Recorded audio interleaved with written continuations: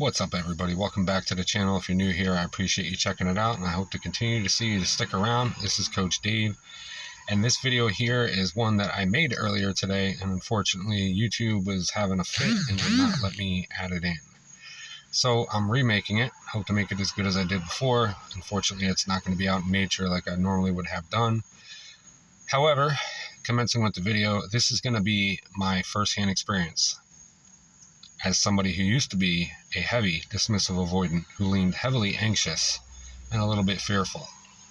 What it was like growing up, what made me to be the way I am, how I was in relationships, the thought process or lack thereof, and what got me to the point of wanting to change and making the change. Just to give you a little insight for those of you who are an avoidant, so that you can navigate through these things to stop doing it, make the change, and stop destroying people's lives. And if you're the person who's dating one of these individuals, so you can kind of get more of a first world hand experience and direct point of view from somebody who is probably exactly like who you're dating. And that way you can make an informed decision. Or, on the other hand, so you never have to go through it and you can kind of read the signs. So, just like I said before, this all stems from childhood stuff. It's not an excuse, but just so you know where it comes from. I've hinted on this a little bit in my videos, that back when I was younger, when I was first born, before I was conceived, my parents were on-again, off-again alcoholics. My parents were on-again, off-again drug addicts. Nothing super serious, but still affected them. To really understand, my mom, when she was younger and growing up, her dad would run around on her mom all the time. And he eventually ran around enough to the point where he left and got with somebody else. My mom grew up like this. Probably knew it was wrong. Did in fact know it was wrong. Talked to me about it several years later. She was a lot older and my dad had passed away. But she grew up with this. And you fast forward to when I was around 12 or 13, my mom ended up leaving my dad and lining up somebody else and cheating on him. They eventually got back together, and I caught her visually one time flirting and getting touched by another man in our own home. And I went to my dad about it, and my dad didn't believe me, and then questioned my mom about it, and then my mom flipped out on me. So I was getting it from both sides. And it doesn't make you really want to talk when you're, first of all, seeing something and knowing that it's wrong, that you bared witness to, and then you're basically having one parent who is lying and yelling at you for it, just like an avoidant would do, lying about something that they know is not true and believing it, and that doesn't really make you want to open up and share things to your parents. Also, while growing up, as I said, my stepbrother just felt like he got more love, time, and attention on a consistent, regular basis, and I did not. I felt like I had to always go above and beyond to get the same or even reach that type of level, to scratch the surface of it, and it just wasn't the same. And while I do say comparison is the thief of joy, sometimes it does help. But all of this stuff can make you feel very anxious. When you don't have a platform to speak, you don't have anything that you're allowed to say, and you don't come and open up emotionally, and you have a type of family like that. You have a mom that's drunk or a dad that's drunk, and they don't talk things out, they argue things out. You as a kid see this, and you know that it's wrong. You don't know why. And my father grew up in a household with 7 brothers and sisters, and just from a time frame when men just didn't talk about their feelings. You know, when I was younger, said I love you to each other. When I got to about 9 or 10, it just kind of stopped. Never really expressed things, never opened up, never talked about things on a deep level, very short-sighted. It's just the way he was, and I thought this was normal. But I do remember going over to friends' houses and seeing the way that their families acted, their parents acted, and I always felt more closely connected to that. Like, that's what I was wanting, that's what I was missing, that's what I was yearning for. And I would always compare and wonder why my family was so different, not knowing that that was more healthy. When you grow up in these situations, it makes you just be a different person. It changes your mindset and the way you think, the way you process things, or lack thereof.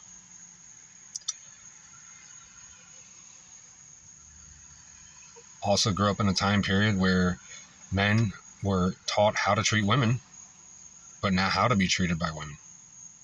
Girls were taught how to be treated by men and what to expect, but not how to treat a man. And it was just normal then.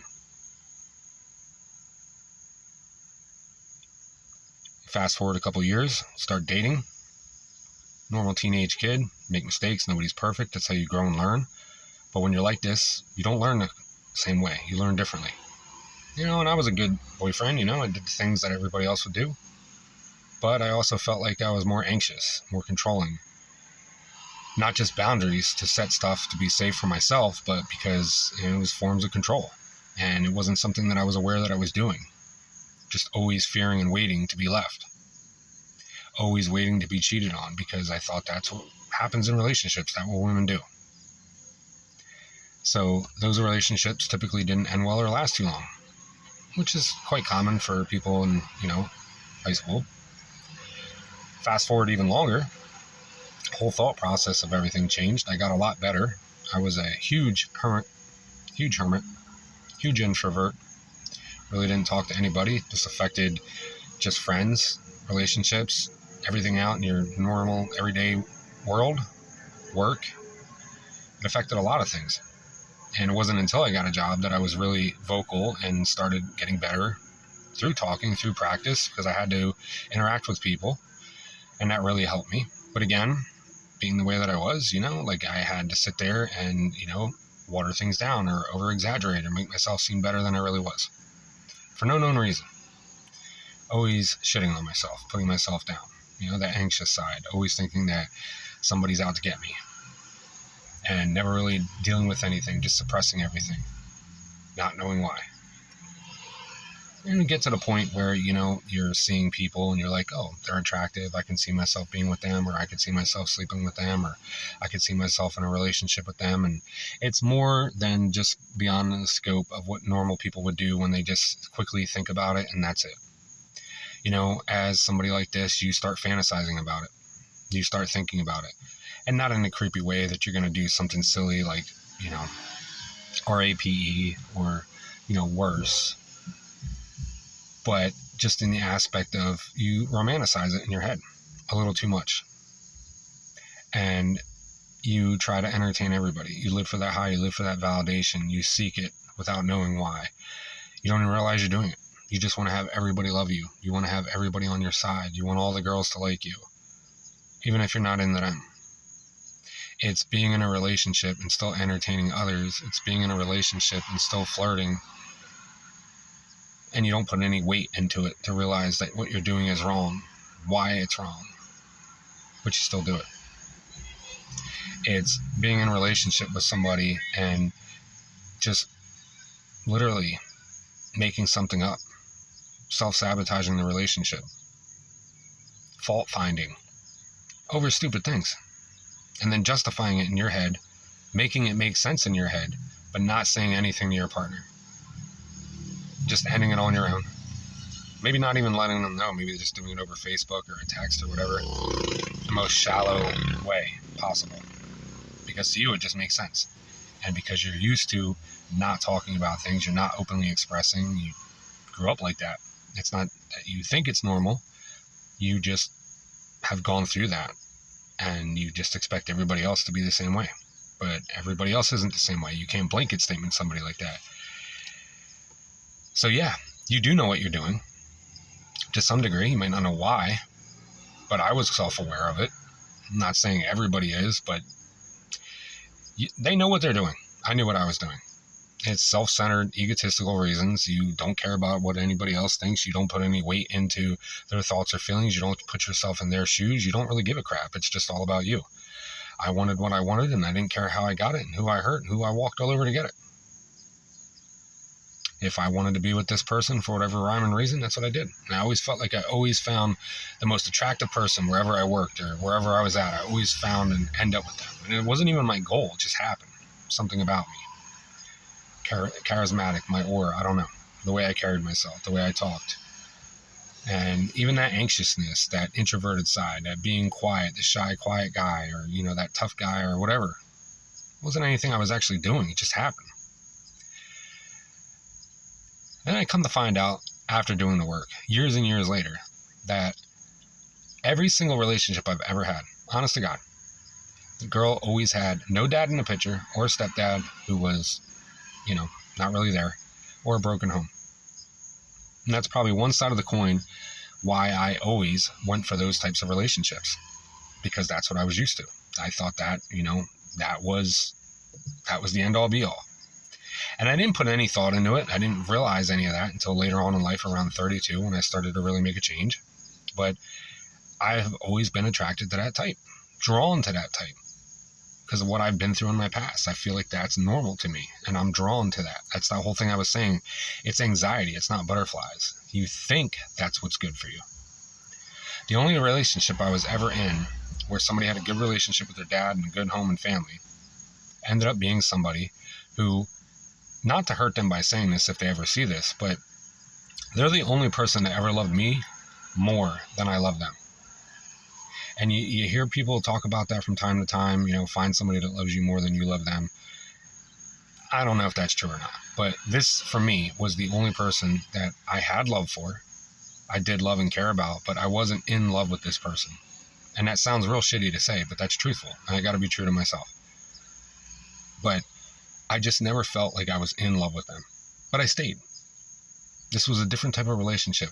And she never triggered me. She never made me relive my trauma and any of that stuff, like she did press me about things and, force me to grow, but it was never in those aspects where I felt like I just wanted to run away. But I always felt like I was never all invested. I always had one foot out the door. I just was always ready to leave, but I stayed.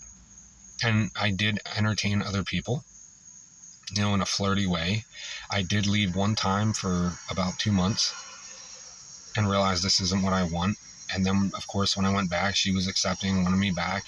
And, everything was great again. Those first couple months was amazing because, again, you're reliving the glory days of the honeymoon phase. A couple of years later, I did the same thing. And this time I left for about 9 months. And the whole time I was with this person, it was great for about 4 months. And then I just slowly started to think about my ex. And I wouldn't call her my phantom ex. I didn't compare her to everybody, just those two relationships. But I just felt some type of way towards her. I felt like this was good for me. This is what I should have stuck with.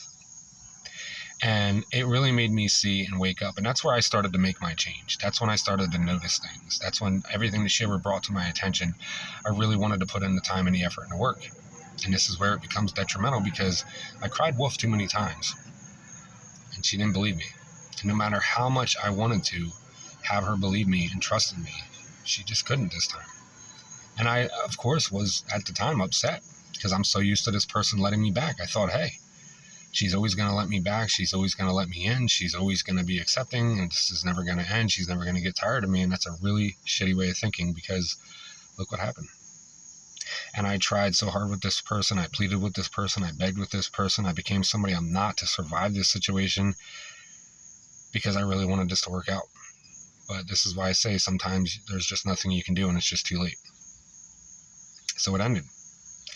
And it was hard for a while for me to actually want to stick with making the change because I thought, okay, this person's never going to hear me or see me any different way. It's just over. But that's when I decided, you know what, I still got to do this for me. And even though I put in all the work, I still ended up with a huge narcissist, went through all that, ended up with a covert narcissist, went through all that, stayed single for 2 years, put in so much time, effort, and work. Ended up with my dismissive avoidant. We all know how that went. And I'm like, you know what? Full circle moment, God picked me up and said, okay, I know you did all this work. I know you think you learned everything there's to learn, but now I got to put you in the seat that you put all these people in so you can really get the full experience. So you can know the ins and outs of everything that happened, why it happened, and feel what you put these people through. Really get it. And man, I got it. I got my Godsmack. I got my karmic smack, if you will. I got my karma, all of it, in a nutshell. It's not fun, and I regret it every day. And I've made a lot of changes. I've made a lot of amends. I've talked to people. I've called them. I've reached out, and some accept it, and some don't. I'm going to make a part 2 to this just because of how long it's getting. Thank you guys so much for watching, and I'll catch you in the next one.